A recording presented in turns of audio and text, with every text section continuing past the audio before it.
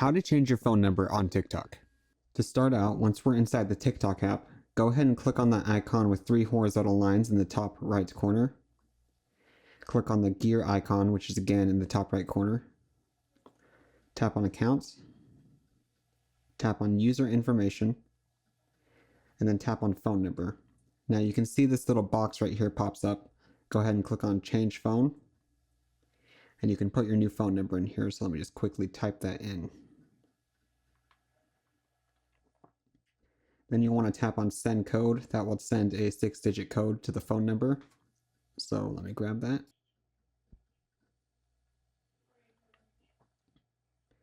And you can see once the phone number has been, or rather once you've typed in the code that was sent to the phone number, the new phone number will be tied to your account. That's it. Before you go, check this out.